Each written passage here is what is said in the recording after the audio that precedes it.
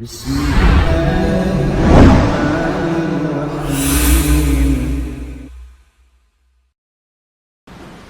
alhamdulillah, wassalatu wassalamu ala asrafil anbiya'i wal mursalin wa ala alihi wa sahbihi wa man tabi'ahum bi ihsanin ila yaumiddin, amma ba'd. Ikhwani fillah rahimani rahimakumullah. Kita lanjutkan pembacaan kitab Bulughul Maram pakai syarah dari Syekh Ibn Hizam. Kalau yang di PDF halaman 104. Kita masuk hadis yang ke-13. Kita baca hadisnya, wa an Abi Waqidin Al-Laitsi radhiyallahu anhu qala. Dari Abu Waqid Al-Laitsi. Abu Waqid Al-Laitsi ini yang meriwayatkan hadis tentang Zatu Anwat. Ketika para sahabat melewati sebuah daerah di Hunain, kemudian melihat penduduknya menggantungkan senjata di pohon sidr. Tujuan mereka ngalap berkah, tabarruk. Kalau dia gantungkan senjata di pohon, nanti senjatanya jadi apa? Sakti. Ya, bisa tajam, bisa ini dan seterusnya, gunanya buat berperang. Di sini juga hadisnya dari Abu Waqid Al-Laitsi radhiyallahu anhu qala Nabi sallallahu alaihi wasallam ma quti'a minal bahimati, segala yang dipotong dari bahimah, yaitu hewan ternak, wa hiya hayatun, dalam keadaan masih hidup. Dia masih hidup tapi dipotong bagian tubuhnya, fahuwa mayyit, maka bagian tubuh tadi yang dipotong adalah mayyit, maksudnya bangkai. Ya, maksudnya adalah bangkai. Akhrajahu Abu Daud, dikeluarkan hadisnya oleh Abu Daud, namanya Sulaiman ibn Ash'ath. Dan Tirmidzi namanya Muhammad ibn Isa. Tirmidzi namanya Muhammad ibn Isa. Wa hasanahu, dan dihasankan oleh Tirmidzi. Hasan itu salah satu derajat hadis yang ada di bawah sahih. Ya, jadi hadis-hadis itu bertingkat, disebut dengan istilah-istilah. Kalau hadisnya bagus, terpenuhi syaratnya, namanya sahih. Kalau ada yang kurang hafalannya, misalkan kalau dinilai hafalan, kalau si fulan nilainya 9 misalkan, ada lagi si fulan nilainya 7, nah, maka dia disebut rawi-rawi untuk hadis yang hasan, dan dia hujjah. Hasan ini adalah hujjah. Wal lafdhu lahu, dan lafadznya milik Imam Tirmidzi. Yang lafadz dari ma quti'a minal bahimah itu adanya di Sunan Tirmidzi. Adapun yang lainnya semakna. Semakna. Itu hadis Abi Waqid Al-Laitsi radhiyallahu anhu. Kita ambil beberapa masalah. Masalah yang pertama, bagian tubuh yang terpisah dari hewan yang masih hidup. Tapi selain ikan, selain belalang, dan selain manusia, bagaimana hukumnya? Ya, selain apa saja? Selain ikan, selain belalang, dan manusia. Kalau kemarin sudah dibahas, mereka itu suci. Nah, gimana selain tiga ini? Contohnya apa? Kambing, mungkin diambil buntutnya. Mau sop apa? Buntut kambing. Apalagi misalkan sapi, diambil buntutnya atau diambil kaki belakangnya buat bikin soto gragot. Yang di sini nih ada namanya soto gragot. Atau punuk onta diambil, ya, kenyal itu. Mafhum? Ya, dalam keadaan masih apa? Masih hidup. Berkata Al-Hafidz An-Nawawi fi Syarhil Muhadzab, ya, bagian tubuh yang terpisah dari hewan yang masih hidup. Di sini beliau berapa kasih contoh seperti punuk onta, kemudian ekor bakoroh, yaitu sapi, kakinya, dan yang selainnya adalah najasun bil ijma', maka hukumnya najis bil ijma', bangkai dia. Jadinya apa? Bangkai. Mafhum? Dalilnya mana? Dalil yang kita baca tadi, dalilnya hadis Abi Waqid Al-Laitsi. Walaupun ya kalau dicek hadisnya memang ada kelemahan di dalamnya, tapi terkadang ketika telah tegak ijma', maka ya sudah, para ulama memakainya, menganggapnya. Bahkan Imam Tirmidzi berkata, wal amal alaihi inda ahlil ilm, dan mengamalkan dengan hadis tersebut di sisi ahlul ilm. Ya, karena ada orang yang apa ya, bisa dikatakan kasarnya itu sok gitulah.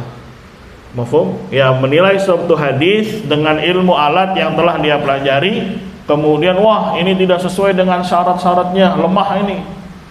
Padahal kalau dia lihat kembali ke salaf, salaf telah ijma atau sepakat mengamalkan hadis tersebut. Ya sudah, selesai. Walaupun kalau diperiksa ternyata hadisnya apa? Ada kelemahan. Tapi ketika salaf terdahulu telah ijma, telah sepakat tentangnya, ya sudah, selesai urusan. Ya, jangan berfalsafah dengan ini kan ilmu musola begini-begini, tidak. Ya, karena ilmu musola itu datangnya belakangan, penyusunan istilah-istilah, syarat-syarat, namanya kaidah. Bikin kaidah yang global, tapi terkadang ada yang keluar dari hukum asal. Itu namanya kaidah. Contohnya kaidah itu, ya, mencegah lebih baik daripada apa? Mengobati. Memang secara global, secara umum begitu kaidahnya. Yang namanya mencegah lebih baik daripada apa? Mengobati. Apakah ini paten untuk semua kasus? Kan tidak. Ini udah kejang-kejang terus tenang aja. Mencegah lebih baik daripada mengobati. Kepalanya udah pusing banget itu. Ya, terus dibilang mencegah lebih baik daripada apa? Mengobati. Tepat nggak? Ya udah minumin Oskadon kalau zaman dulu. Awal lagi Paramex, masa ada nggak itu obat? Ya, obat sakti itu ya, dikit pusing minum apa?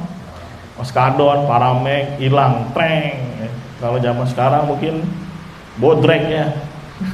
Kalau dulu lagi SMA kalau pusing-pusing udah minumin Paramex aja. Cepat itu hilangnya.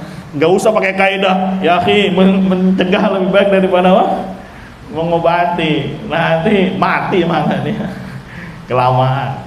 Sama di dalam Sahih Bukhari itu kalau diperiksa ada saja hadis-hadis yang diriwayatkan dari majhul, tapi para ulama telah sepakat untuk menerimanya, ya sudah, selesai. Ya, orang yang belakangan malah mengkritik Imam Bukhari, wah ini Imam Bukhari banyak meriwayatkan hadis-hadis dari orang-orang nggak jelas, misalkan ada yang dari ahlul bidah, ada yang majhul. Ya memang kaidahnya kalau ada hadis ya orang majhul di dalamnya, hadisnya lemah, ini secara kaidah. Tapi ternyata penerapannya para ulama, ya mereka telah sepakat dengan beberapa alasan. Karena majhulnya ini di generasi awal-awal, yang amanah, kepercayaan itu masih tinggi, masih besar. Walaupun majhul, maka dia tetap diapain? Diterima. Jadi bukan saklek, nggak ada. Namanya kaidah seperti itu. Bikin kaidah umum, bisa jadi dalam perkasus satuan masalah, ya tidak masuk di dalamnya. Ya, misalkan Imam Bukhari banyak sekali meriwayatkan hadis langsung dari Ibnu Umar. Lah mana sanadnya? Nggak ada sanadnya. Walaupun ada dalam hadis yang lain, tapi dikritik oleh orang, wah ini hadis lemah ini. Dianya aja yang nggak paham. Mahfum. Ya, para ulama telah sepakat menerima hadis tersebut. Dan ternyata setelah dicari dengan riwayat lain ketemu ada jalannya, hanya saja diringkas oleh Imam Bukhari rahimahullah, tidak disebutkan sanadnya. Nah, itu beberapa yang harus dipahami dalam ilmu mustalah. Ya, terkadang kaidah tidak baku untuk mengglobalkan semua masalah. Ya, ada saja masalah-masalah yang apa? Yang keluar. Itu disebut dengan apa? Kaidah. Nah, jadi hukumnya najis, bagian tubuh yang diambil dari hewan dalam keadaan dia masih hidup selain ikan, belalang dan manusia, maka telah dinukil ijma hukumnya apa? Najis. Ya, dan Syekhul Islam juga telah menukil ittifaq kesepakatan. Walaupun ternyata wakilnya ada saja yang menyelisihi, tapi disebut di sini khilafun syadz. Khilaf yang syadz. Apa syadz? Ganjil. Orang-orang udah pada sepakat, dia bikin khilaf. Ini namanya khilaf syadz. Seperti masalah musik. Ya, imam-imam semuanya telah sepakat, ada yang menyelisihi, misalkan Ibnu Hazm, maka disebut khilaf syadz. Jangan semua khilaf dianggap jadi mu'tabar, repot nanti urusan. Ya, apalagi dalam masalah-masalah akidah. Dalam masalah fikih saja, setelah ijma kemudian ada silang pendapat, disebut khilaf apa? Syadz. Apalagi dalam masalah-masalah yang besar seperti akidah, seperti tauhid, seperti iman. Ya, maka kita nukil kemarin di kitab-kitab pembahasan iman, seperti iman itu harus 3, ini ijma. Ya, walaupun ternyata setelahnya ada yang merusak ijma ini, amal dibuang. Mafhum? Kemudian penamaan dalam orang yang melakukan syirik besar namanya musyrik, ini ijma juga. Ya, salat termasuk bagian dari amal yang terinti, terpenting, menjadi asal iman, itu juga sudah ijma. Maka ketika telah ijma, tidak bisa membuka ruang untuk apa? Silang pendapat. Mafhum? Dalam fikih aja ada kayak gitu, nggak boleh. Apalagi dalam masalah-masalah akidah. Dan sekali lagi mazhabnya orang Mu'tazilah yang menganggap semua pendapat itu mu'tabar. Mu'tabar itu dianggap dan boleh dipilih bebas, terserah. Ini mazhabnya Al-Jahil, seorang Mu'tazilah, dan juga Ambari namanya. Ya, yang hidup di tahun 200-an Hijriah ke atas. Ya, ini disebut mazhabnya siapa? Mu'tazilah. Itu pembahasan yang pertama. Pembahasan yang kedua, al-adhu al-munfasil minas samak wal jarat wal adami. Bagian tubuh yang terpisah dari ikan atau belalang atau manusia. Ya, misalkan antum nemu sirip hiu, wah, ya di laut, wah apa nih? Sirip hiu, misalkan. Apalagi bagian tubuh terpisah. Ya banyak lah ya, terpisah, tapi dari apa? Ikan, belalang atau apa? Manusia. Di sini juga Imam Nawawi berkata, wa amal adu al-muban minas samak wal jarat wal adami. Dan begitu juga bagian tubuh yang terpisah dari ikan, belalang dan juga manusia. Contohnya tangan, kaki. Lah kalau kaki belalang ya kecilannya. Kemarin kan dia sudah boleh, bangkainya boleh makan. Maka di sisi orang-orang Syafi'iyah ada 2 pendapat, dan yang paling kuat adalah suci. Adalah apa? Suci. Ya, mafhum? Ini dinukil oleh Imam Nawawi dan menguatkan yang paling sahih bahwasanya dia adalah apa? Suci. Ya, dia adalah apa? Suci. Begitu juga pendapatnya Hanabilah, ya ini semua adalah suci, tidak najis. Untuk siapa? Ikan, apa nih?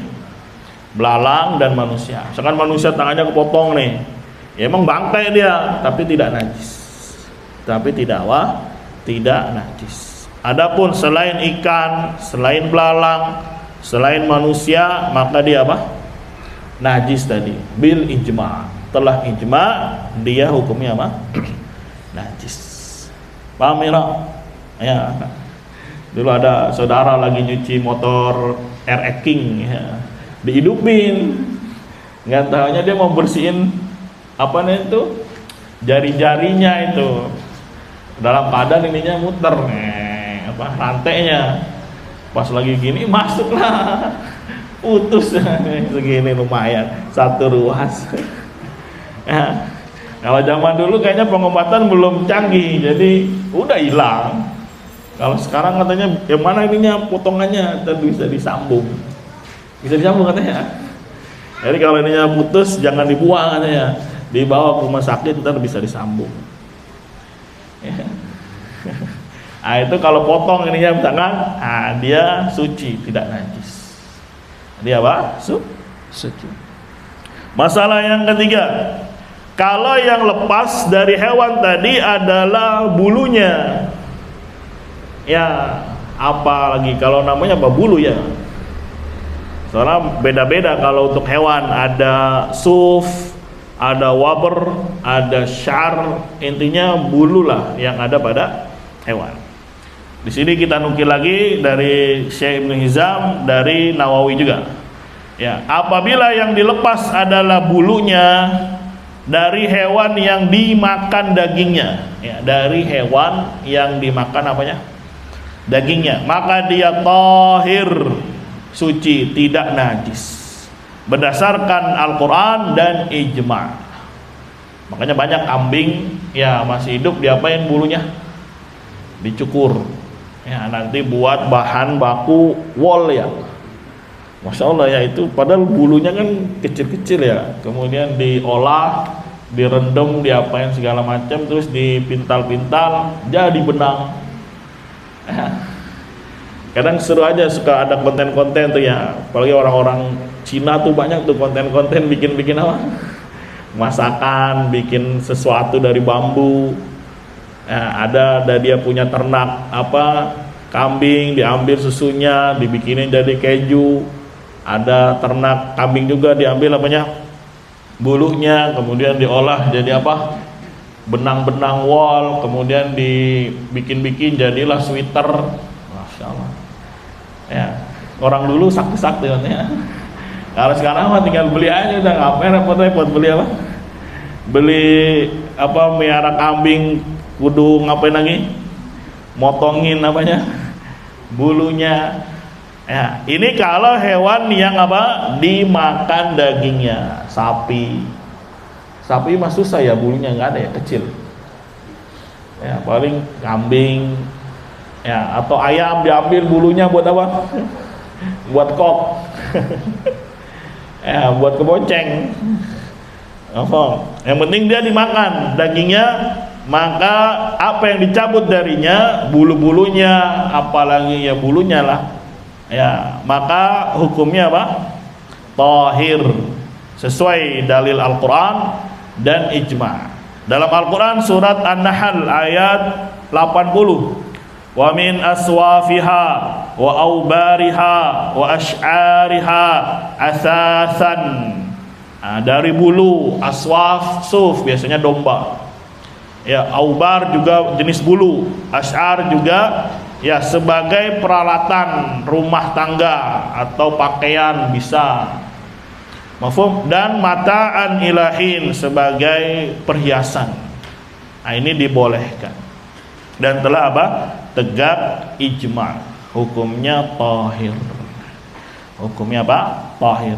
Ingat, ini hewan yang diapain? Dimakan dagingnya. Adapun hewan yang tidak dimakan dagingnya, maka ulama Syafi'iyah sepakat hukumnya seperti bangkai, seperti bulu-bulu yang dia adalah dari hewan yang telah mati atau bangkai, maka dia najis. Ini menurut siapa? Ya, ulama-ulama Syafi'iyah telah sepakat kalau hewannya tidak dimakan. Contohnya apa? Babi. Ya, diambil bulunya, maka dia najis. Ini di sisi siapa? Ulama Syafi'iyah. Makanya ada kasus yang ramai itu, puasnya dari bulu apa itu? Emang benar bulu babi? Kan babinya babi yang apa itu kan? Karena babi yang biasa diternak itu kayaknya nggak ada bulunya ya, kecil ya. Mungkin bulu babi apa itu yang kan puas panjang-panjang ya. Tapi kalau di sisi Hanabilah ada dua pendapat. Ada yang mengatakan najis, ada yang mengatakan apa? Dia tetap suci. Karena yang haram atau yang najis itu dagingnya, darahnya. Adapun yang selainnya dia tetap dianggap suci. Dan pendapat ini dipilih oleh Syekhul Islam Ibn Taimiyah rahimahullah, dia tetap suci. Ya, apa aja yang tidak mengandung kehidupan atau darah, seperti apanya? Tanduk. Ya, apalagi kukunya. Lagi juga miara kuku, ngambil kuku buat apa ya? Taringnya, nah itu. Ya, misalkan dia singa, diambil apanya? Taringnya. Nah, ini gimana? Kalau menurut Syafi'iyah najis dia. Tapi ya menurut Hanabilah ada dua pendapat, dan Syekhul Islam merajihkan tidak najis. Ya, seperti apa tadi, bulunya, kukunya, tanduknya, apalagi taringnya. Ya, karena dia tidak berjalan di dalamnya kehidupan, maksudnya tidak ada darahnya di situ. Wallahu a'lam bishawab. Berarti menurut pendapat ini bulu babi apa? Ya? Tidak apa? Tidak najis. Allah a'lam bishawab. Ya. Tapi memang buat apa juga ngambil taring, ngambil kuku buat hiasan. Ya, insyaallah. Itu beberapa masail terkait dengan masalah tubuh atau bulu dari hewan, baik yang dimakan ataupun yang tidak dimakan. Ntar nih santri suruh terjemahin ini biar dibagi, di-share faedahnya di grup. Kadang nggak kepegang kalau sendirian. Kemudian ada masalah yang dikecualikan, walaupun dia terpotong-potong, tapi boleh, dia tetap suci dan boleh dimakan. Masalah yang pertama disebut dengan at-taridah. Taridah itu seperti hewan yang lepas atau kabur, susah disembelih, akhirnya dikejar. Ya, yang satu mungkin nembas kakinya, set, bismillah, kena kakinya, masih lari. Yang satu lagi nembas lagi, yang satu ketebas lehernya, mati dia. Maka ini halal. Ya, bukan najis.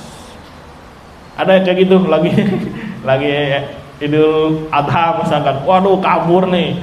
Ya, memang yang enaknya ditangkap dulu, tapi kadang apa? Susah. Ya, dikejar mungkin pakai kuda, dikejar pakai motor, yang satu nebas kakinya, yang satu nebas kepalanya, ya putus kakinya, kemudian kena lehernya juga. Yang satu nebas ininya, yang penting dia mati itu. Ketika dia susah untuk dipegang, susah untuk diapain? Disembelih. Maka yang seperti ini hukumnya tetap suci dan boleh dimakan, bukan bangkai. Ya, walaupun tidak ada dalil dari Nabi, tapi dalilnya dari perbuatan para sahabat. Ya, pernah ada kasus seperti itu, kemudian dikejar, ada yang mukul kakinya, ada yang mukul ininya dan seterusnya, sampai hewan ternak tersebut atau ya sapi atau kambing dan seterusnya mati. Maka ini hukumnya apa? Ya, suci dan boleh dimakan. Anggapannya dia jadi hewan buruan, seperti hewan apa? Buruan. Ini masalah pertama yang dikecualikan. Walaupun potong kakinya lepas, nggak masalah. Ya, walaupun kaki depannya atau kaki belakangnya ketebas, kemudian lepas misalkan atau kena buntutnya, itu tetap dianggap suci dan halal untuk dimakan. Kasus yang kedua yang dikecualikan adalah misik. Kalau bahasa Indonesia misik ya. Ya, dan kantongnya. Nah, ini biasanya hanya pada hewan rusa. Dan rusanya rusa jantan. Ya, jadi rusa jantan itu di bawah perutnya atau di bawah pusar sama kemaluannya itu punya kantong dia. Punya kantong, masalah unik ya. Nah, biasanya dia diburu, kemudian ditangkap, ininya nanti diikat. Ya, bagian kantongnya diikat, kencengin, nanti lama-lama dia lepas karena peredaran darahnya tidak masuk, mati di situ. Nah, nanti dia lepas, boleh dia diambil, ada isinya itu seperti serbuk. Nanti dikumpulin, ya entah dijemur atau apa, nanti dia jadi cair. Nah, itulah yang disebut dengan minyak wangi apa? Misik. Ya, ada yang bilang misik kasturi dan seterusnya. Ya, kalau dulu memang diburu dia, tapi sekarang bisa katanya diternak, diproduksi. Tapi repotnya katanya 1 tahun cuma 1 kali dia. Makanya mahal. Mahal. Jadi caranya ditarik ininya, diambil, pokoknya ada lubang di sini, kantong. Nah, nanti kantongnya ini diikat diikat, mafhum? Ya, nanti dia gumpal-gumpal lama-lama itunya, darahnya ngumpul di situ. Itu dari darah sebetulnya. Nanti bisa copot dia. Ya, kalau kadang ya kalau yang tradisional itu diambil itunya, betul-betul diikat, udah dibiarin lepas aja dia. Nah, nanti dia gatal sendiri dia. Kalau gatal garuk-garuk supaya lepas itu kantongnya. Nah, nanti baru dicari-cari. Susah nyarinya, makanya mahal. Tapi paling wangi, minyak wangi apa? Yang paling ya wangi. Dan ini dibolehkan. Ya, nanti itu bisa cari di Google atau di mana cara produksi apa? Misik kasturi dari rusa. Ya, jadi dia posisinya ada di bawah pusarnya, ya di tengah-tengah sini lah, di bawah pusar. Itu dia punya kantong. Ya, punya apa? Punya kantong buat nyimpen ya serbuk-serbuknya itu. Nanti dikorek deh, dikorek, nanti keluar kayak warna coklat kehitaman itu. Nah, ntar dimasuk-masukin ke botol-botol kecil segini. Ya, wanginya itu luar biasa. Makanya banyak kan parfum ada yang harganya berapa? Jutaan ya. Ada. Kita biasa beli parfumnya yang berapa? Yang 10.000. Yang itu mah campuran semuanya. Ya, dulu lagi pertama kali ngaji katanya Nabi suka wangi-wangian. Wah, cari wangian. Ya beli sama jamaah tabligh. Ada rasa malaikat subuh. Wah, ada melati, ada apa lagi tuh? Macam-macam namanya. Ya, yang paling enak memang apa? Ada yang misik putih dan lain-lain. Ya, bayar tuh kalau di Saudi beli minyak wangi harganya berapa? 3 juta. Ya, nggak apa-apa kalau punya duit dibeli. Ya, wanginya bagus, wanginya enak lah, awet wanginya. Itu apa? Misik yang ada pada gozal. Gozal itu rusa dan hanya pada rusa jantan dia. Hanya pada rusa jantan. Itu lepas ininya dia, kantongnya nanti lepas. Ya, kantongnya apa? Lepas. Biasanya diikat kencang itu. Kayak yang punya kutil-kutil gitu kan. Biasanya lepasinnya ya Pak, kayak benaknya diikat itu, nanti dia lama-lama ngering copot. Ya, misalnya kutil-kutil di mana nih? Leher, ya, kayak apa namanya? Papiloma ya, yang kecil-kecil ini. Ini operasi mahal itu. Ya, akhirnya pakai cara manual, diikat biasanya pakai rambut. Ya, untuk mematikan peredaran darah dia masuk kan. Nah, nanti lama-lama kering lepas. Ya, karena kadang bisa gede, ada beberapa papiloma yang bisa gede. Ya, lama-lama tumbuh, kadang bisa segede apa? Jempol. Nah, itu cara tradisional. Ya, kalau mau dioperasi mahal. Nah, itu apa? Terkait masalah ya bulu, masalah daging dari hewan baik yang dimakan ataupun yang tidak dimakan. Sampai sini ada pertanyaan sebelum kita masuk pembahasan berikutnya. Fadhal, kalau ada yang mau ditanyakan dulu. Bismillah. Yang tadi itu yang dia orang itu kabur langsung dikejar, ditebas yang ekornya, tapi menurut apa hewan yang kabur ini nggak ketangkap. Ya pokoknya sampai mati dia. Kalau enggak ya nanti tetap aja kasusnya nomor pertama, bangkai juga. Kan kadang ada yang hewan sampai ngamuk gitu kan, mungkin dia kesel ngeliat temunya dibunuh, wah, lagi nggak ditutup, akhirnya apa? Ngamuk dia. Ya sudah harus dikejar sampai apa? Dia meninggal atau yang meninggal lagi, ya mati, meninggal manusia ya. Iya, kalau misalkan cuma ketebas butut dia kabur, aduh hilang lah ya, sama kasusnya nomor pertama tadi, bangkai dia. Ya, wah sayang nih, lumayan nih, kan buntutnya, di sop, orang dianya masih hidup. Ya, itu namanya at-toridah. Toridah itu yang kabur, yang lari. Ya, ada lagi ya? Kalau susu mah nggak masalah, susunya diambil, ya malah enak lah susunya. Ada lagi? Cukup ya. Kita masuk bab berikutnya. Babul aniyati. Bab aniyah. Aniyah itu bejana. Ya, kalau kemarin kan bahas masalah air, masalah yang najis atau tidak. Nah, itu ada kaitannya dengan air. Misalkan ini najis jatuh ke dalam air. Ya, Masya Allah, lengkap sekali syariat Islam menjelaskan dari segala sisinya. Nah, sekarang air ini perlu bejana kan, perlu tempat. Nah, dibahas juga bagaimana hukum bejana tadi. Ya, aniyah itu bisa siduk, bisa baskom, bisa ember, bisa apa lagi? Pokoknya sesuatu yang bisa menampung apa? Air. Nah, biasanya ini digunakan untuk berwudu atau yang selainnya. An Hudzaifah bin Yaman radhiyallahu anhuma, dari Hudzaifah bin Yaman, qala, beliau berkata, qala Rasulullah sallallahu alaihi wasallam, la tashrabu, janganlah kalian minum, fi aniyatiz zahabi wal fiddah, pada bejana yang terbuat dari emas dan perak. Ya, dilarang oleh Nabi untuk minum dari bejana yang terbuat dari apa? Emas dan fiddah. Masya Allah, ini kebiasaannya siapa? Raja-raja ya. Kalau minum apa?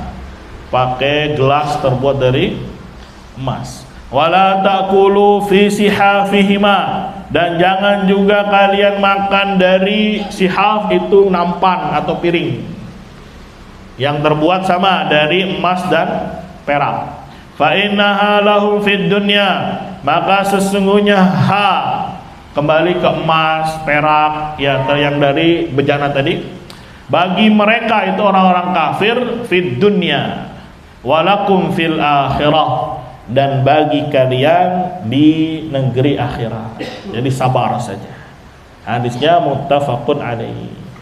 Ya, ini salah satu alasan kenapa dilarang, karena itu kebiasaannya orang-orang kufar. Nabi ya melarang untuk tasyabbuh kepada mereka.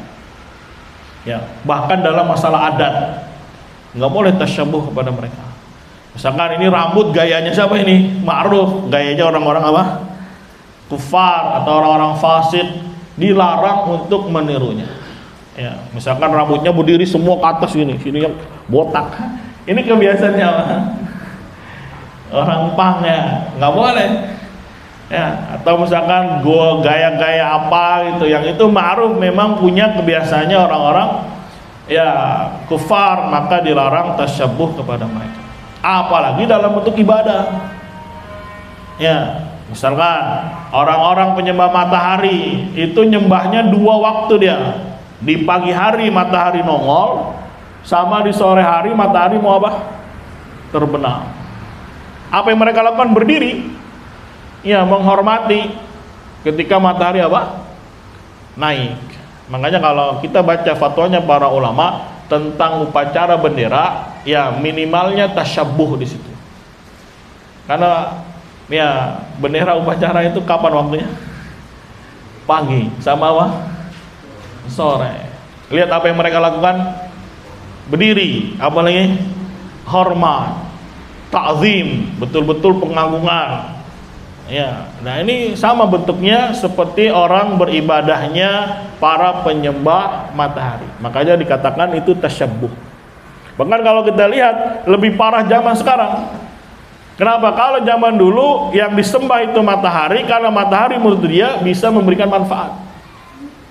Ya, menyinari tanaman, ya, menyinari ini dan seterusnya, sehingga buah-buahan mereka tumbuh matang dan seterusnya. Nah sekarang kalau bendera memberikan apa manfaatnya? Nggak bisa beri apa-apa dia. Ya, tapi luar biasa dalam bentuk pengagungannya. Bahkan tidak boleh jatuh, ya, tidak boleh begini dan begini. Ya, nasallallahu alaihi wasallam. Maka alal akal jatuhnya apa? Tasyabbuh. Ya, kan aneh, ada yang bilang nggak apa-apa kok, ini sudah sesuai dengan sudut-sudut syar'i. Sudut syar'i dari mana? Ya, karena ini kebiasaan. Ya, kalau cuma naruh bendera, emang itu kebiasaan untuk menandakan wilayah. Ya, misalkan kita tandai nih kasih merah putih sebagai bentuk ini adalah wilayahnya Indonesia, nggak masalah. Bisa dipahami ya? Tapi kalau ini sekarang udah seremonial, ini sudah bentuk apa? Upacara, seperti orang betul-betul ta'zim sampai berdiri, ya, sampai apa? Hormat dan seterusnya. Maka ya jatuh dalam bentuk tasyabbuh bil kuffar. Tasyabbuh bil kuffar.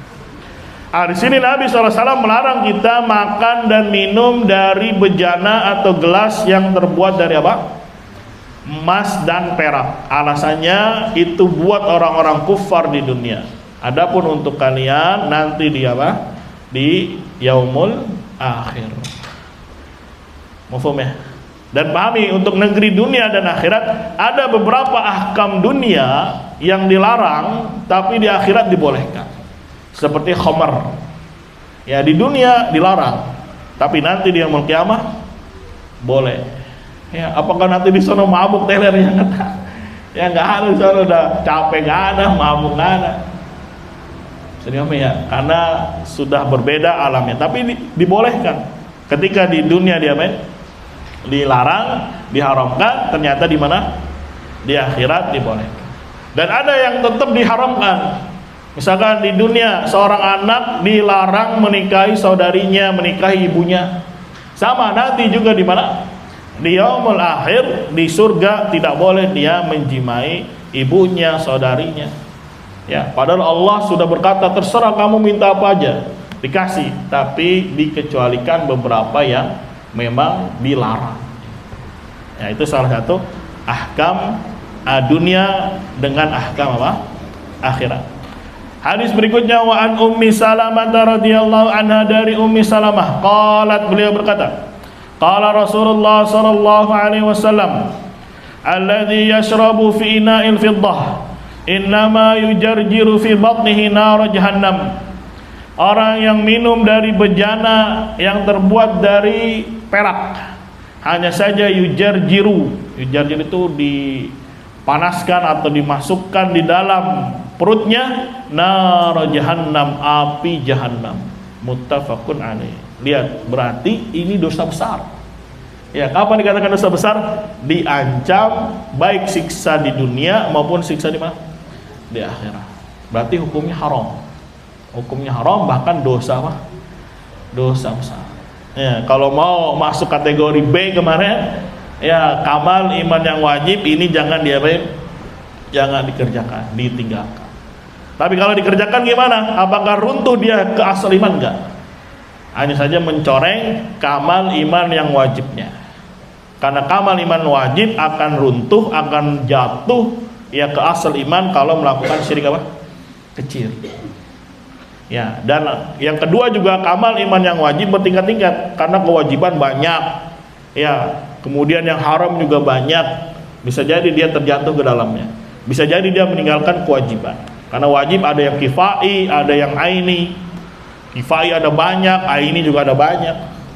Ya, mafhum? Belum tentu dia bisa melakukannya semua.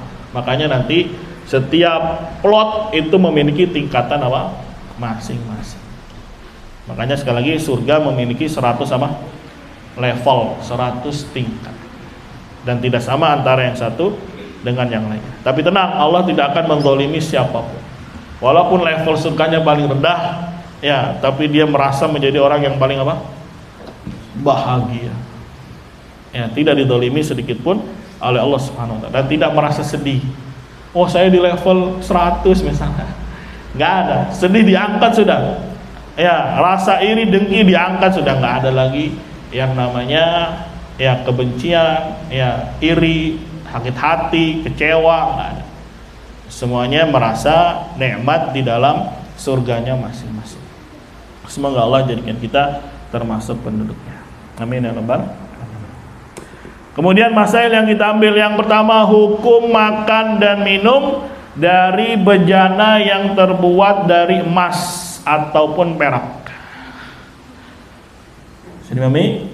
Ya.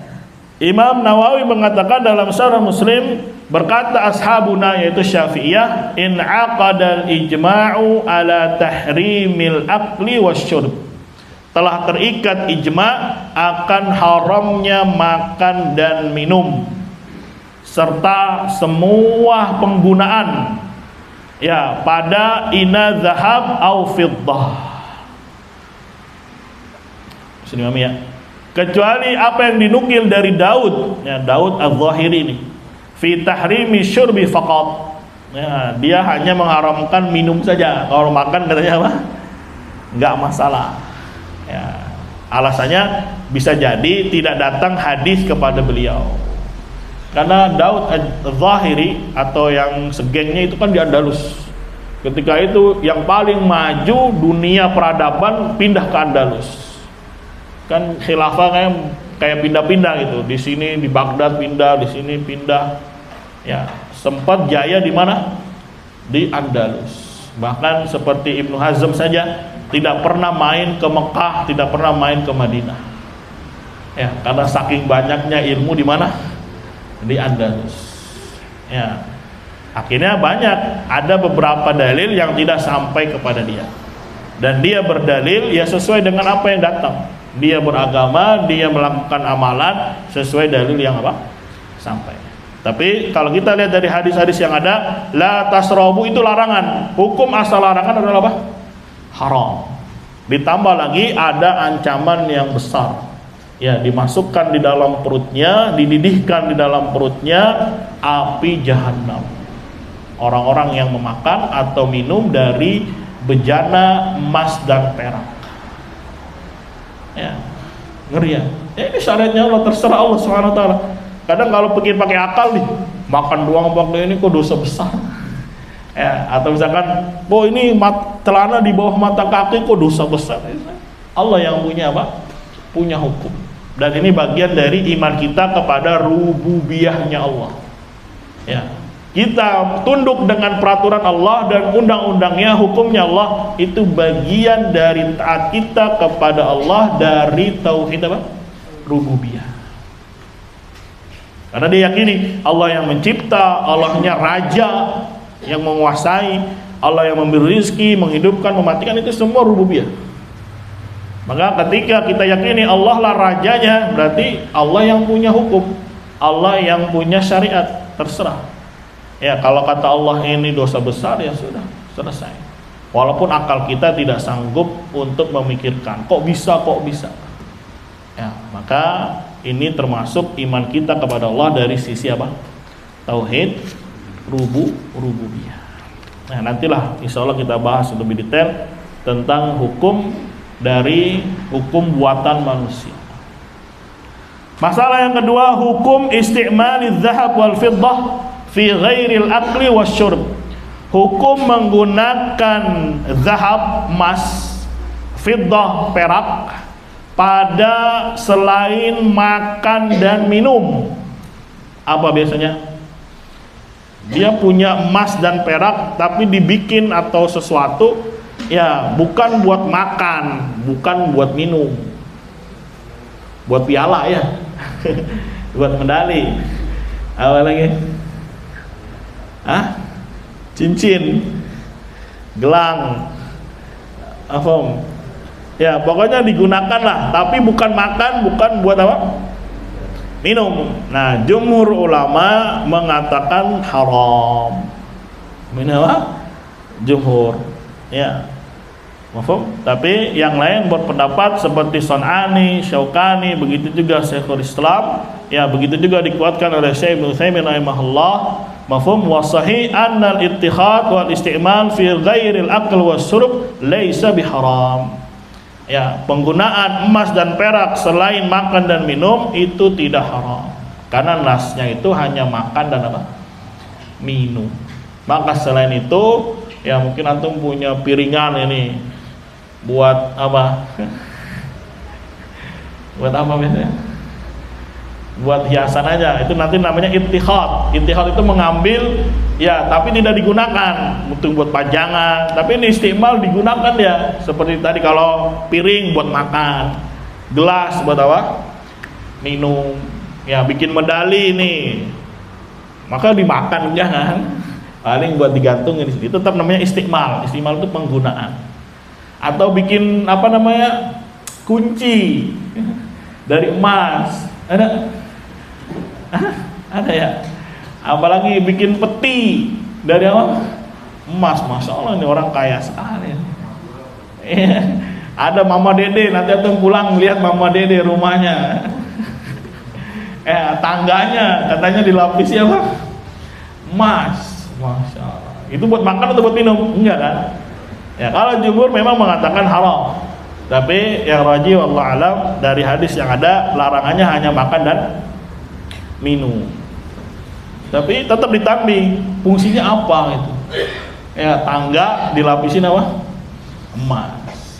Ya ornamen-ornamen apanya, kasurnya emas. Ya apalagi di Depok ada namanya masjid apa? Kubah emas. Ya apalagi Istiqmal, Monas tuh. Monas ujungnya katanya emas atau lapisan doang? Hah? Lapisan doang kayaknya ya. Itu kalau emas semuanya berapa kilo beratnya itu?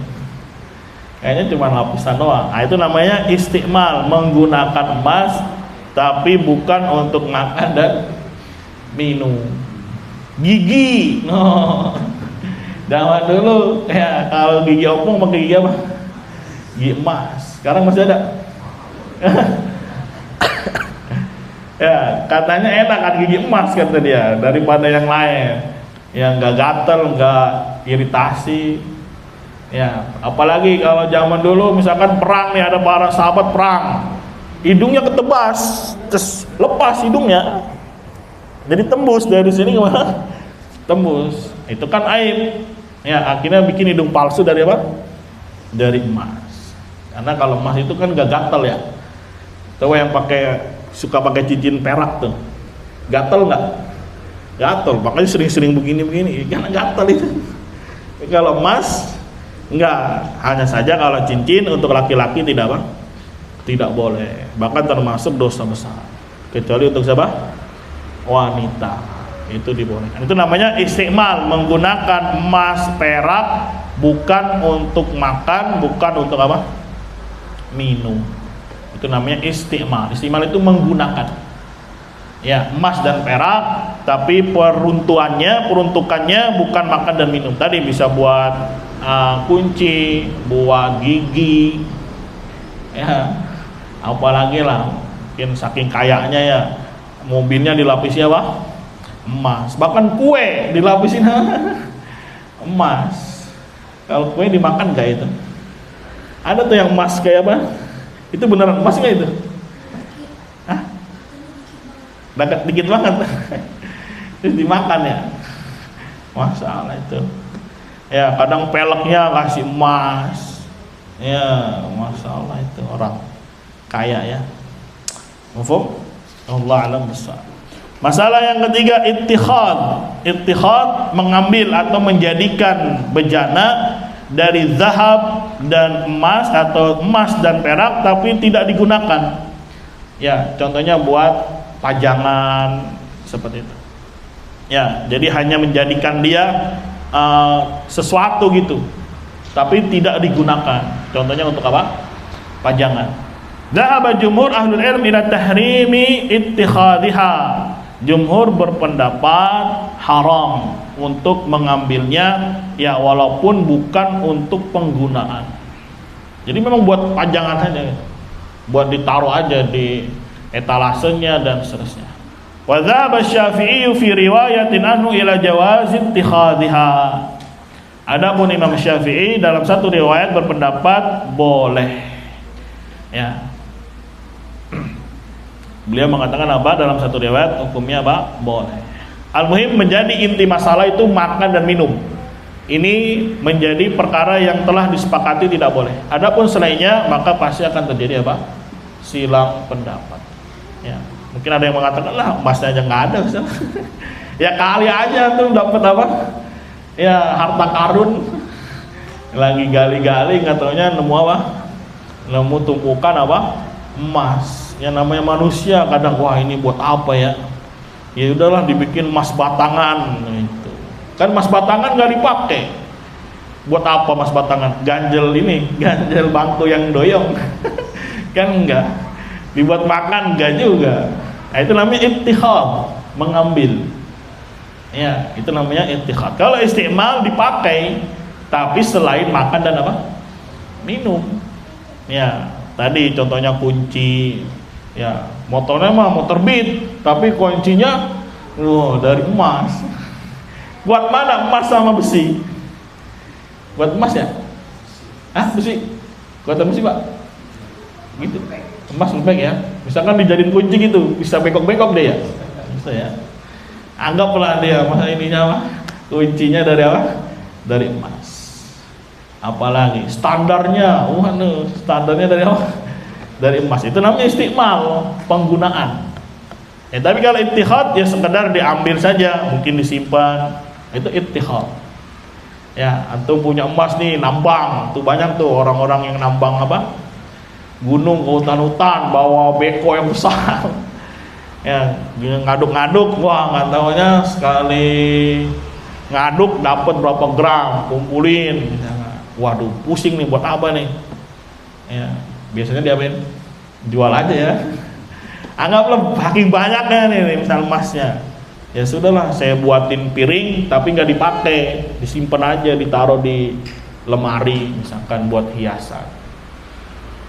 Nah, makanya yang seperti ini nanti akan terjadi silang pendapat. Tapi sekali lagi masalah fikih itu ada yang menjadi inti dan cabangnya. Kalau intinya makan minum, ini sepakat tidak boleh, bahkan dosa besar. Adapun yang lainnya maka akan terjadi apa? Silang pendapat. Ya sudah, kita kembalikan ke hukum asal. Selain makan dan minum maka dibolehkan. Wallahu a'lam bishawab. Kemudian masalah yang keempat, isti'mal aniyah min nafaisil ma'adin kal yaqut wal lu'lu wal jawahir fil akli wasyurb wa ghairihima. Menggunakan bejana tapi bukan emas dan perak, dari barang tambang lain yang berharga seperti jamrud, apalagi itu permata, berlian atau batu-batu giok yang lain yang mewah itu, dibikin jadi gelas, dibikin jadi piring, digunakan tapi untuk makan dan apa? Minum. Boleh atau tidak? Ada emang batu gitu yang besar ya, yang berharga, kemudian dijadiin apa dia? Piring atau dijadiin apa? Bejana untuk makan dan minum. Allah alam sahab, di sini yang rajih ya dia tidak mengapa. Karena dia bukan emas, bukan juga apa? Perak. Ya. Kalau dinilai lebih berharga mana? Ya berharga ini. Kalau emas, tapi ya syariatnya ya melarang hanya dalam masalah apa? Emas dan perak. Gitu saja. Ya, jadi dalam masalah fikih juga ada yang asal, ada yang apa? Cabangnya. Mafhum? Kalau misalkan di luar asal bingung, ya udah kembalikan ke hukum asal. Bahwasanya yang dilarang hanya untuk makan dan apa? Minum dan dari emas dan perak. Kalau bukan emas, bukan perak, dipakai buat makan nggak masalah. Ya. Atau dia emas dan perak bukan untuk makan, juga nggak masalah. Gitu, kebalik-balik aja. Jadi ada emas perak, makan minum. Ini yang diikat dalam syariat.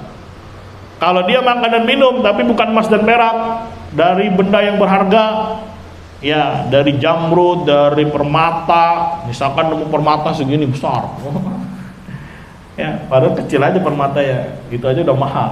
Nggak taunya nemu batu besar, dibikin apa? Piringan. Ya, ada nggak? Ya kalau ada, lihat aja tuh artis-artis Hollywood tuh rumahnya besar-besar, pemain bola tuh Messi, Ronaldo, rumahnya kayak apa tahu besar-besar, pemain-pemain apa itu, ya mungkin aja dia punya sesuatu dari apa itu dijadiin apa? Piring atau gelas. Ya, jadi ingat ada emas dan perak, kemudian makan dan apa? Minum. Ini yang diikat. Tapi kalau dia makan dan minum bukan emas dan perak di sini ya nggak masalah. Atau di sini emas dan perak bukan untuk makan minum, ini juga hukumnya asalnya apa? Tidak mengapa. Walaupun terjadi silang pendapat di sana. Wallahu a'lam bishawab. Kemudian masalah yang kelima, apabila dia bersuci dari bejana emas dan perak, ya digunakan untuk berwudu. Jadi dia berwudu, tapi bejananya dari emas dan apa? Perak. Sah atau tidak hukum apanya wudunya?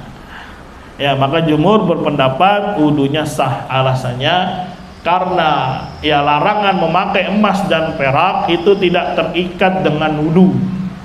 Hanya saja dia berdosa. Anda ingat ya, kalau ada larangan yang tidak kembali kepada syarat, tidak kembali kepada zat sebuah ibadah, maka ketika dia kerjakan maka tetap sah tapi berdosa.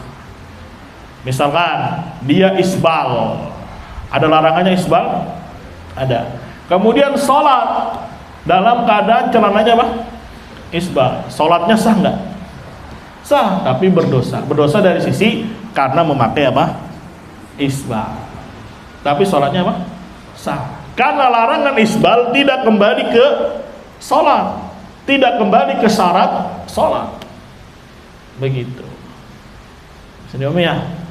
Nah, sekarang dia sholat tapi di tanah hasil curian, hasil sengketa.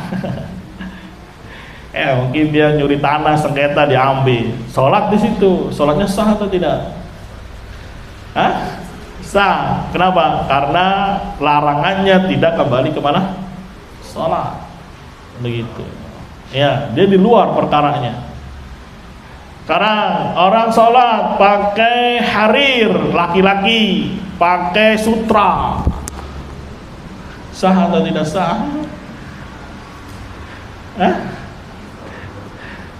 Sekarang pakai harir ini larangannya kembali ke sholat atau kembali ke syarat sholat, ke zat sholatnya atau ke syarat?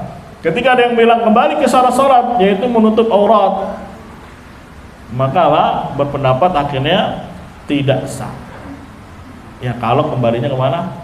Ke syarat atau ke zat sholat. Dan ini bisa dalam perkara-perkara yang lain. Tadi wudu, ya, larangan memakai bejana dari emas dan perak, apakah kembali ke zatnya wudu atau syaratnya wudu? Nah, terjadilah silang pendapat. Ada yang bilang kembali ke sana, ada yang bilang tidak. Maka yang wajib dia tidak kembali ke zat ataupun syaratnya. Maka tetap sah wudunya tapi berdosa. Wallahu a'lam bishawab. Contohnya ada lagi nggak yang lain? Ada larangan-larangan, ya, tapi tidak kembali kemana? Ke sholat atau ibadah. Dia melakukan ibadah, tapi satu sisi melakukan apa? Pelanggaran. Ya, melakukan sesuatu yang haram. Apakah mencacati ibadahnya atau tidak? Itu masalahnya. Apa contohnya yang lain? Dia puasa misalkan. Dia puasa terus melakukan ghibah. Melakukan apa? Ghibah. Ya. Sekarang ghibah ini terkait dengan larangannya, terikat dengan puasa atau syarat puasa atau tidak? Tidak, maka puasanya apa? Sah tapi berdosa. Tapi kalau menurut Ibnu Hazm itu kembali ke zat puasa itu. Karena puasa bukan hanya jaga makan dan minum, tapi jaga apa? Mulut dari ngomongin orang. Makanya batal kalau ngegibah. Puasa ngegibah, maka apa? Batal kalau menurut Ibnu Hazm. Karena menurut dia kembali ke zat puasa atau syarat puasa. Ya, kan puasa katanya imsak. Imsak itu artinya apa? Menahan. Apa yang ditahan? Makan, apa lagi? Minum, ya, hubungan suami istri. Makanya ada dulu Maryam, ya, puasa apa? Ngomong. Ya, selama 3 hari. Makanya kalau gibah berarti dia nggak bisa nahan apanya? Omongannya, mulutnya. Jadi akhirnya apa? Batal. Tapi yang wajib tidak batal, hanya saja mengurangi pahala siapanya? Puasanya. Nah, ini kaidah ya, ketika ada larangan, mafhum? Ya, kemudian ada ibadah, apakah ibadah ini bisa rusak atau tidak gara-gara kita melakukan apa? Larangan dalam satu ibadah. Dalam satu apa? Ibadah. Contoh lagi. Ya, orang sholat menghadap kemana? Kuburan. Sholatnya ikhlas karena Allah Subhanahu wa taala. Tapi menghadap mana? Kuburan.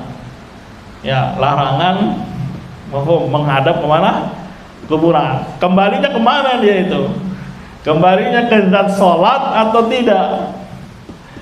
Hah? Ya, kembalinya ke zat sholat, maka tidak sah sholat yang menghadap kuburan. Tapi para ulama merinci masailnya. Kalau memang langsung di depannya adalah kuburan. Ya, di depan, bukan di samping kanan, bukan di samping kiri, bukan di belakang, tapi memang di depan. Makanya ada beberapa ulama yang mengatakan tetap sah sholat kalau dipisah dengan tembok. Ya, karena tidak menghadap secara langsung. Ya, walaupun kalau Syekh Utsaimin berpendapat harus ada pemisah jalan. Ini kuburan sendiri, kemudian di depannya ada jalan, di sampingnya baru kiblatnya masjid atau mushola, dipakai untuk jalan. Ya, maka yang seperti ini tidak masalah. Ya, tapi kalau Syekh Mukbil rahimahullah berpendapat cukup ada apanya? Tembok, dia tetap sah. Kalau keadaan di kita kebanyakannya kayak gimana? Mushola langsung apa? Kuburan ya. Yang penting ada temboknya.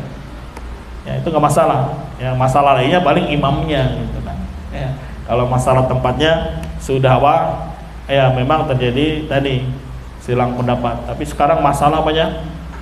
Imamnya. Maka perlu diperhatikan fikih-fikih di dalam sholat. Bukan hanya dari takbiratul ihram saja sampai salam, tidak. Tapi kelaziman yang menyertai dia pun harus diperhatikan. Imam ya. Kan yang penting bersolat, kita belajar dari takbiratul ihram. Itu aja yang dikaji. Gak taunya ada penyertanya yang juga harus diikutkan gitu. Ya udah tahu imamnya dukun. Oh, dia jadi imam, ada dukun jadi imam. Ada aja ya. Ya, itu ada yang si ustadz ditanya, gimana ustadz kalau saya tahu imamnya dukun? Waduh, sah nggak sholatnya? Kata dia intinya jangan langsung mengkafirkan. Ya sudah, sholat saja di belakangnya karena hukum asalnya dia muslim. Waduh, repot. Ya repot ya Pak Saiman ya. Belajar sirik-sirik doang tapi prakteknya nggak ada. Ya repot nanti. Apa? Ya, nanti anak share suaranya, atau kenal suaranya nanti sama ma'ruf suaranya. Walaupun nggak ada mukanya, tapi suaranya khas. Ya, ditanya tentang apa? Sholat di belakang apa? Dukun. Dukun kerjanya ngapain? Kata dia, ini bukan dukun beranak ya. Bukan dukun urut, tapi memang dukun yang kerjanya minta bantuan sama siapa? Jin. Yang ngasih sesembahan, sesajen dan seterusnya, nggak taunya jadi apa? Jadi imam. Ya, lantas yang dibahas bukan itunya, yang dibahasnya sekarang apakah perdukunan ini membatalkan Islam, dicap orang yang muslim atau tidak, itu malah yang dibahas. Tujuannya apa? Supaya kalau dia tahu dia masih muslim, berarti boleh sholat di mana? Di belakang. Ya, ini ngeri. Ya, karena ada pengkeroposan atau pengkerdilan atau menghancurkan sendi-sendi tauhid di dalamnya. Ya, itu kaidah yang bisa kita terapkan. Ada satu ibadah yang kita kerjakan, tapi satu sisi kita melakukan apa? Pelanggaran. Nanti tinggal dilihat pelanggaran ini kembali ke ibadah atau ke syaratnya. Kalau kembali ke zat ibadah, kembali ke syarat apa? Ibadah, maka ibadahnya jadi batal. Tapi kalau tidak kembali, ya ibadahnya sah tapi berdosa karena melakukan pelanggaran tadi. Karena melakukan apa? Pelanggaran tadi. Ya. Tapi kalau sutranya imamah, bukan pakaian yang menutup aurat. Sutranya hanya apa? Imamah. Sah salatnya? Hah? Sah atau tidak? Kalau tadi sutranya untuk menutup aurat, sekarang dia pakai sutra imamah atau peci. Sah atau tidak salatnya? Hah? Ayo. Sah tidak? Ya sah. Ya, karena ini kan cuman ibaratnya pelengkap lah, bukan aurat ini kan. Berarti tidak kembali ke mana? Ke syarat sholat. Orang sholat gak pakai peci, sah? Sah. Tapi orang sholat punya baju telanjang. Ya nggak sah. Dari apa ya? Ada sutra dari peci dari sutra ada? Ada kali ya? Nggak tahu, belum pernah pegang sutra. Ya, sutra Cina atau sutra apa nih? Atau ulat sutra? Ya, apalagi misalkan contoh-contoh ada ibadah tapi satu sisi melakukan apa? Keharaman. Ibadah dia tawaf, ya pengen nyium Hajar Aswad, wow, sikut, pengen apa? Pengen nyium. Sekarang ngikut orang, ganggu orang. Ini kembali ke zatnya tawaf atau syaratnya tawaf atau tidak? Tidak. Ya, iza itu mengganggu. Ini umum, baik dalam ibadah atau bukan. Ya, maka tawafnya sah dia. Sah, tapi satu sisi berdosa karena ganggu apa? Ganggu orang. Kan ada sampai berdarah-darah itu. Ya, kemarin ada lihat videonya itu di bawah Hajar Aswad itu darah. Ya, karena tadi mungkin saling sikut. Ya, bahkan ada yang bikin jasa cium Hajar Aswad. Hati-hati nih, banyak jasa lah cium Hajar Aswad. Nanti antum lagi tawaf ditawarin, "Pak, mau cium, Pak?" Kalau antum mau bilang, udah langsung dikawal sama 4 orang. Iya, jadi bodyguard. Wah, ini. Ayo Pak, cium sampai puas. Sudah puas berapa? Cium terus. Kalau sudah berhasil, udah keluar. Antum ditagih 300 real, 500 real. Iya, sekali cium. Tapi memang itu pegang ini, dorong, ayo Pak, masuk di tengah-tengah dia, dikawal ini pegang. Ya, ini kan mengganggu, ini namanya idah, ini namanya mengganggu. Ya, tapi dia tidak kembali ke zat ibadah. Tetap dia berdosa, mafhum, karena melakukan pelanggaran tadi. Tapi tawafnya apa? Sah. Tawafnya apa? Sah. Apalagi contoh-contohnya?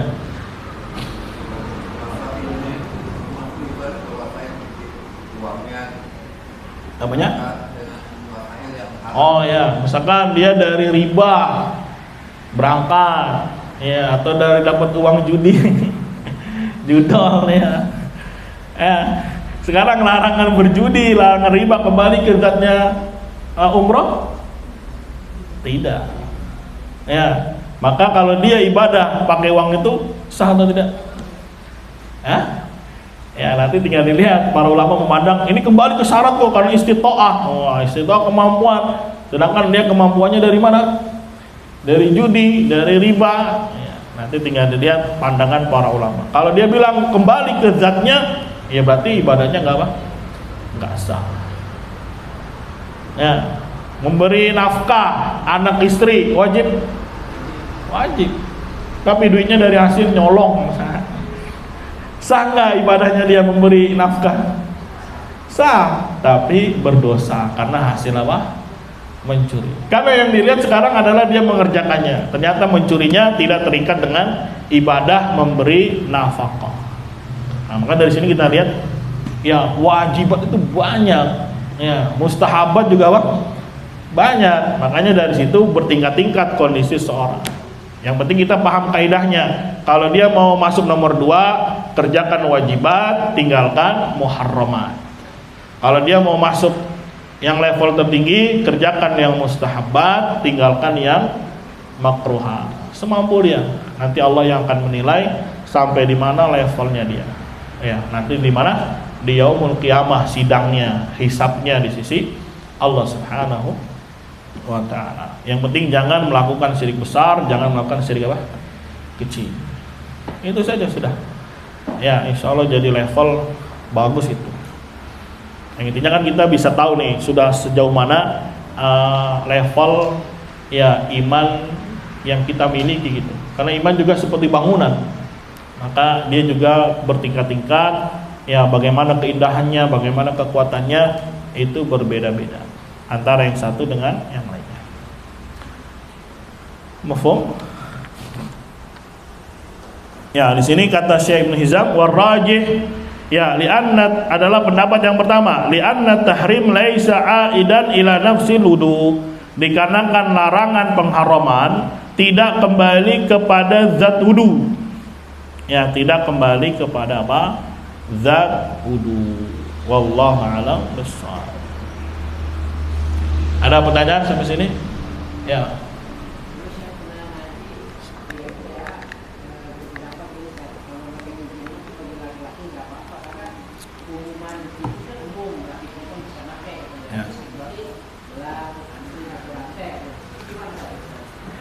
Ya, yang ada malah diambil sama Nabi, dibuang. Ya, dia seperti memakai api atau melingkarkan api di mana? Di tangannya. Dan ini bukan hanya sekadar cincin. Intinya dia perhiasan, bisa masuk cincin, bisa masuk apa? Gelang. Ya, kalung. Nah, kalau MTA sendiri memang basicnya dia kan Qur'aniyun. Tahu Qur'aniyun? Ya, Qur'aniyun itu ya hanya mengambil dalil Al-Quran. Ya, hadis dibuang. Ya paling itu mah kamu plasa aja dia. Ya, maka ya. Iya, karena ujungnya itu nggak ada di. Kalau di sini memang kadang ya ahli bid'ahnya itu masih banci ya, nggak berani nampak gitu. Tapi kalau yang asalnya, wah itu ngeri-ngeri, berani-berani. Misalkan Asy'ariyah di sini nggak ada yang berani ngomong Yahudi Nasara itu Muslim atau mukmin, nggak berani, dijitak dia malahnya. Ya sama netizen Indonesia, ngeri-ngeri. Tapi kalau dari asalnya di Mesir, wes berani, Nasara, Yahudi, mukmin. Kenapa? Karena iman itu sekedar tasdik. Yahudi, Nasara itu tasdik ada, membenarkan Allah Rabbnya. Mukmin dia. Berani, tapi di Indonesia yang ikut ada yang ngomong gitu. Nasara, Yahudi itu saudara kita mukmin. Enggak ada yang berani. Walaupun mungkin di hatinya meyakini, tapi kalau ngomong nggak berani. Netizen Indonesia ngeri ya, masih kalau masih perkara yang besar itu masih luar biasa lah ininya, effortnya masih luar biasa. Sama MTA itu ujung ujung pangkalnya dia itu Qur'aniyun. Qur'aniyun itu hanya mengambil hujah di dalam pendalilan hanya Al-Quran. Bisa jadi ada hadisnya, cuman mungkin sebagai itu tadi buat promo, buat supaya orang tertarik. Tapi ujung-ujungnya hadis itu dibuang. Ya. Ini sama kayak syekh-syekhnya yang di Azhar itu, yang rujukan-rujukannya orang-orang Asy'ari di Indonesia itu dengan lantang mengatakan ya Yahudi Nasara itu mukmin. Ya, bukan muslim. Mukmin. Kapan dibilang muslim? Kalau sudah bersahadat kata dia. Tapi kalau dia belum bersahadat mukmin dia di dunia. Di dunia mukmin ya, di akhirat nanti dapat surga dia. Karena ada tasdik, ya berdalilkan dengan hadis syafaat, akan dikeluarkan orang dari api neraka yang di dalam hatinya ada sekecil iman, diartikan tasdik sama dia. Jadi Yahudi dan Nasara tempatnya di mana nanti? Surga. Walaupun di dunia dia belum muslim karena tidak ngomong la ilaha illallah, tapi mukmin. Ngeri nih. Ya. Bahkan Murji'ah akan kepentok juga ujung-ujungnya bahwasanya ya nanti ujung-ujungnya misalkan dalam pembahasan syirik besar saja ya, yang ini kafir enggak? Dia bilang enggak. Kenapa? Sudah bersahadat, sudah sholat. Nah terus apa bedanya dengan orang Nasara yang juga nyembah siapa? Isa, meyakini Allah sebagai Tuhannya, kan sama perbuatannya, kok beda hukum? Lantas dia berkata orang ini tidak ngomong la ilaha illallah, sedangkan yang ini ngomong la ilaha illallah. Nanti ujung-ujungnya berarti Islam itu cukup dengan mulut, walaupun ternyata perbuatannya sama. Antara yang ngaku Islam nyembah sujud di kuburan dengan orang Nasara yang minta kepada Isa, itu sama syirik. Tapi kenapa dibedain sama dia? Yang ini sudah ngomong la ilaha illallah, yang ini belum. Berarti ujung-ujungnya iman cukup di mana? Di mulut. Nah ini kan kelakuannya sama. Ya, walaupun dulu ada tuh yang di IG atau di mana tuh sampai keceplosan dia mengatakan Yahudi dan Nasara itu ya tidak kafir dan seterusnya. Cuman dihapus. Itu kan ujung pangkalnya nih. Cuman banci, nggak berani gitu. Dari belakang kayaknya perempuan, pas nengok laki. Banci itu maksudnya masih malu-malu, gak berani. Tapi kalau yang di luar sana, wah luar biasa. Ya, dengan lantang mengatakan Yahudi, Nasara, saudara kami, kata dia. Mereka mukmin. Begitu. Ngeri. Ya, begitulah. Nasrullah ya Ustaz. Ada lagi pertanyaan? Ya, Ira. Bagaimana jika ada orang yang dulunya pernah makan ini pakai air berat, kalau dia bertaubat, apakah dia bisa menggunakannya di akhirat kelak? Nah, ya insya Allah kalau sudah bertobat, Allah ampuni ya Pak dosanya, ya, dan diberikan segala macam kenikmatan yang ada di mana? Di surga. Ya, Allah alam bisa. Yang penting sudah Pak bertobat. Karena ini termasuk dosa besar ya. Minum, makan dengan emas atau emas perak dijadikan alat untuk makan termasuk dosa apa? Dosa besar. Alasannya diancam dengan apa? Api neraka.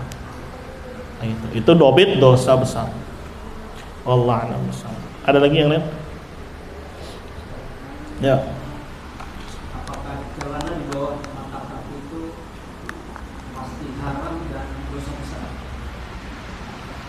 Ya, nah dalilnya jelas bahwasanya yang segala di bawah mata kaki fafin nar, kata Nabi. Tempatnya di neraka. Mau sombong mau kagak? Ya, dilihat zahirnya dia dipakai di mana?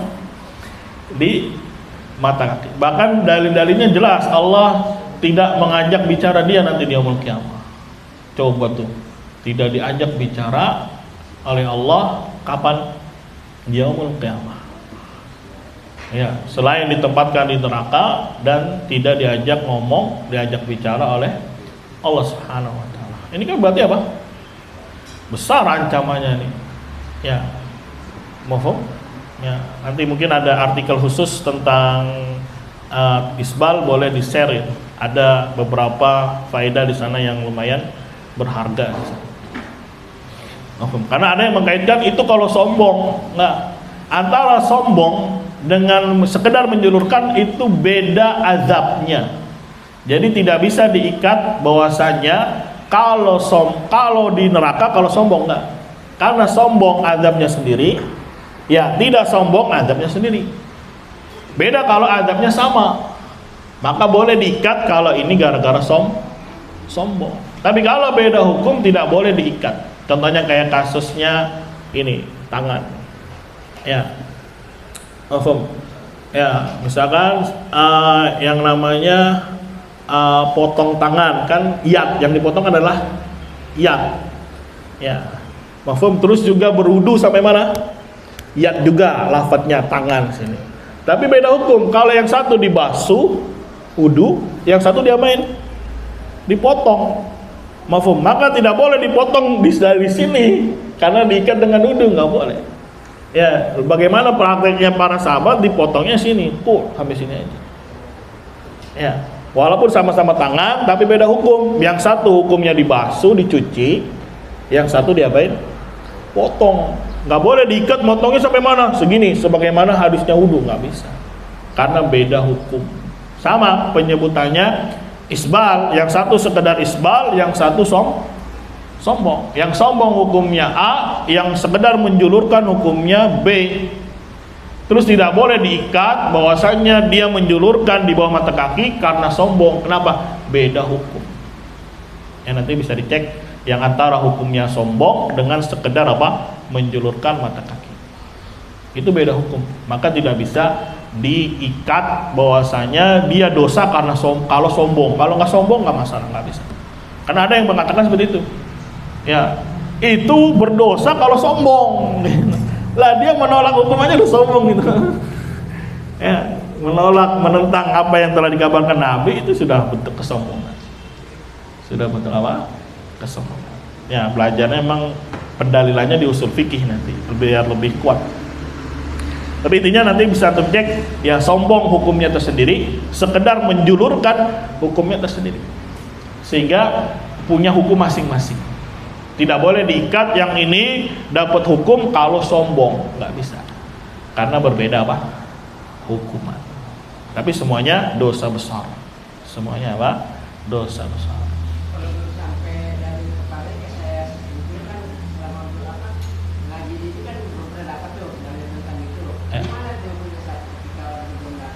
Gimana? Ketika isbat kan belum tahu hukum dulu tuh. Ya. Belum sampai keterangan menjadi itu dengar. Terus kita melakukan itu kayak seperti saya sebelum isbat ini kan isbat dulu. Karena kita tahu itu gimana itu. Jahil dia. Iya. Bisa jadi dalam perkara-perkara yang di situ khafi, mafhum ya. Ini sekarang perkara isbal, perkara zahirah atau yang khafiyah? Zahir atau khafiyah coba? Khafiyah dia, maksudnya bukan perkara-perkara fundamental ya. Ya, ketika jahil, mafhum bisa dapat apa? Dispensasi. Ya, tapi sampai kapan jahil kan itu pertanyaannya. Nah, itu nanti yang sidang Allah memang. Tapi ketika kita lihat dia isbal, ya sudah, dia telah melakukan dosa gitu. Adapun orangnya bagaimananya ya nanti ditegakkan hujah. Tapi kita lihat dengan mata kepala kita, dia isbal, dia telah melakukan apa? Perbuatan dosa. Info. Ya. Ya, dakwah ala kulli hal bisa jadi hukumnya wajib, bisa jadi hukumnya apa? Fardu kifayah. Tinggal dilihat nanti kondisinya. Kalau mungkin dia saudara kita, dekat sama kita, ya antum punya kemampuan, bilangin. Ya, tapi mungkin kalau antum nggak kenal, takut kenapa-napa, ya. Dulu punya teman lucu ya, dia ngaji akhwat nih, masya Allah. Ya, udah tahu nih isbal ternyata dosa besar. Akhirnya pakaian bapaknya di lemari dikeluarin semua, dipotong. Ya. Motongnya nggak nanggung-nanggung lagi. Semuanya sampai setengah betis. Bapaknya mau ke kantor pakai astagfirullah. Semuanya ngatungnya sampai begini banget setengah betis. Marah-marah lah bapaknya. Ya, tapi ya bagus juga. Akhirnya berantem kan. Akhirnya bapaknya cari tahu juga. Ya kan itu karena dia keluarga ya. Maksudnya namanya keluarga ya. Seribut-ributnya apapun pasti apa? Nanti ujung-ujungnya juga ya ayem adem gitu kan. Mafhum. Insya Allah ya kalau sama keluarga mah. Coba kalau orang lain mungkin beda.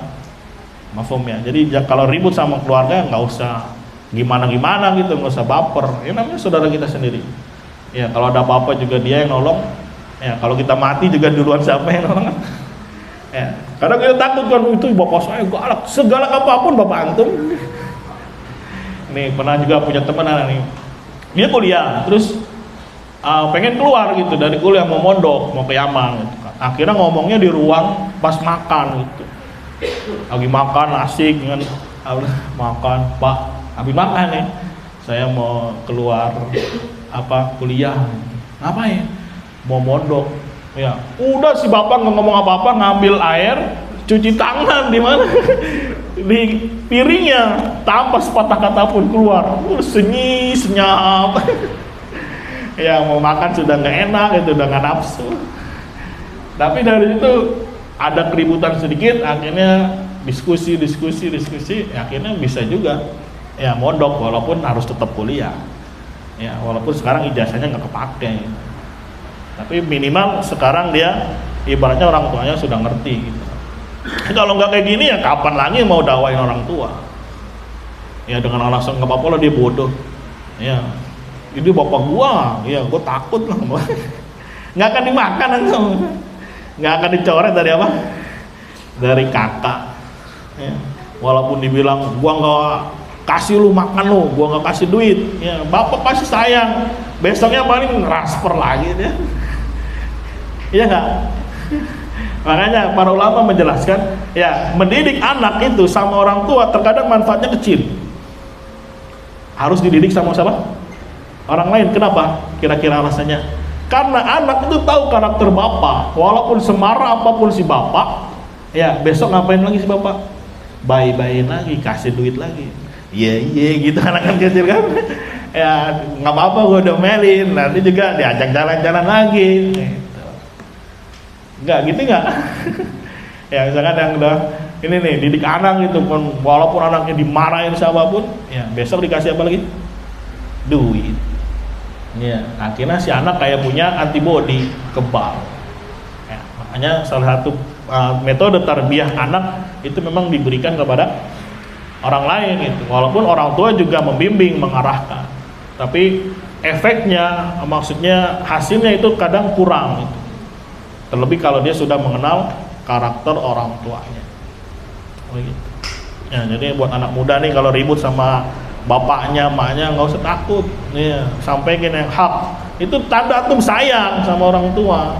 Udah tahu orang tuanya jatuh dalam syirikan, bodoh amat. Ya, takut kenapa? Ya diputus uang jajannya. Ya, baru uang jajan.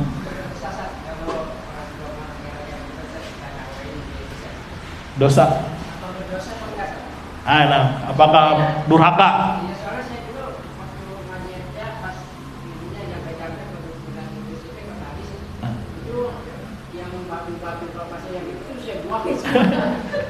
Jadi kalau sebelum itu nanya ini pada mana nih? Tambah pergi kali. Enggak berdosa. Kita dosa enggak jatuh? Enggak berdosa, enggak dosa. Ya dalilnya itu aja kisah Nabi Ibrahim sama bapaknya. Enggak dibilang Ibrahim berdosa. Ya. Bahkan kalau mereka memerintahkanmu dalam perkara yang syirik, nggak usah ditaati. Tapi tetap kita muamalah yang baik sama mereka dalam perkara yang ma'ruf. Misalkan bersihin rumahnya, ya cuci piring, cuci baju. Kalau ada kesyirikan di dalamnya, ya hancurkan saja. Bismillah, tawakal ala Allah. Nggak usah takut. Ya bagus, baik. Insya Allah nggak masuk durhaka.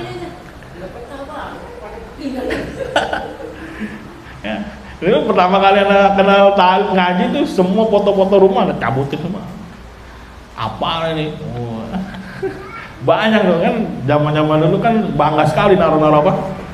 Foto, ada foto pernikahan, ada foto anaknya wisuda, TK wisuda, temper semuanya.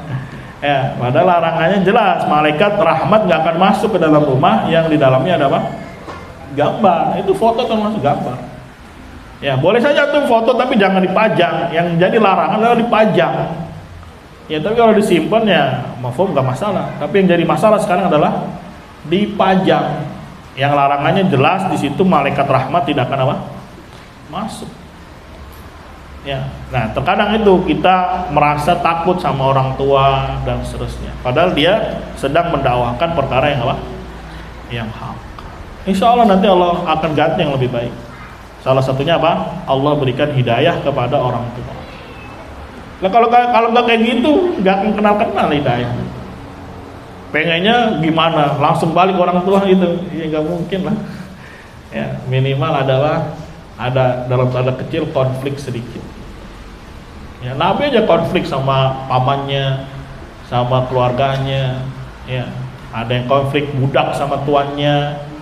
Ya ada konflik istri sama suaminya. Ya, maka di dalamnya insya Allah ada nilai apa? Dakwah. Allah a'lam bishawab. Cukup atau ada lagi? Ya. Kalau Ibnu Hazm itu kalau saya perhatikan beda dengan ulama-ulama yang lain. Apakah itu karena ijtihadnya dan apakah ijtihad itu diterima? Nah, ya memang banyak yang memberikan dispensasi kepada beliau. Salah satunya ya intinya beliau berdalil atau berhujjah dengan sesuatu yang datang kepada beliau. Kalau yang datangnya A ya sudah beliau jadikan hukum. Selama dia belum dapat ya sudah tidak dibebani untuk apa ya bercari-cari dan yang lainnya.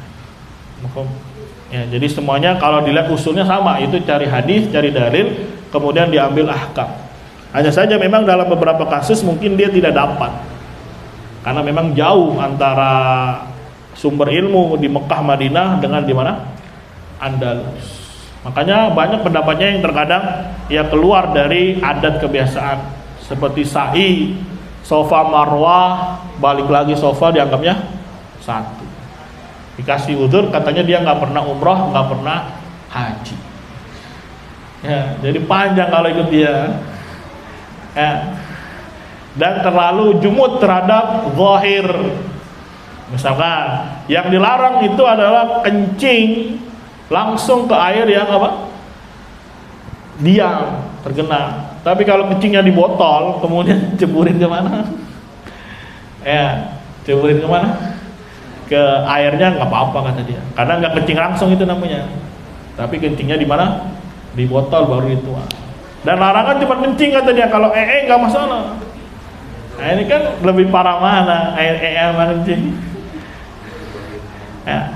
Tapi dalam pendalilan berpegang teguh dengan Al-Quran dan Sunnah itu luar biasa beliau. Dalil-dalilnya kuat. Dalil-dalilnya apa? Kuat. Bahkan luar biasa ketika mencela orang yang keluar dari Al-Quran dan hadis. Bahasanya kasar, bahasanya keras. Yang menunjukkan beliau ini memang ya seorang ahli ijtihad. Wallahu a'lam bishawab. Ya, al-muhim beliau sudah meninggal. Ya, itu nanti ada persidangannya di hadapan Allah Subhanahu wa taala. Karena banyak orang yang akhirnya mencari-cari, kemudian mengkafirkan, kemudian membid'ahkan dan seterusnya. Ya.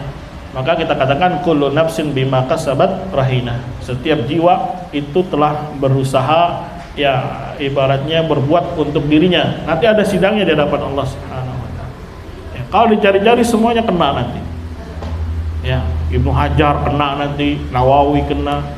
Ya sudah, yang mereka sudah meninggal urusannya nanti kepada Allah Subhanahu wa taala. Justru kitalah yang masih hidup yang berhati-hati terhadap diri kita sendiri. Apakah selamat atau tidak? Ya. Wallahu a'lam bishawab. Mungkin cukup ya. Kita akhiri subhanakallahumma wa bihamdika asyhadu an la ilaha illa anta astaghfiruka wa atubu ilaik. Assalamualaikum warahmatullahi wabarakatuh.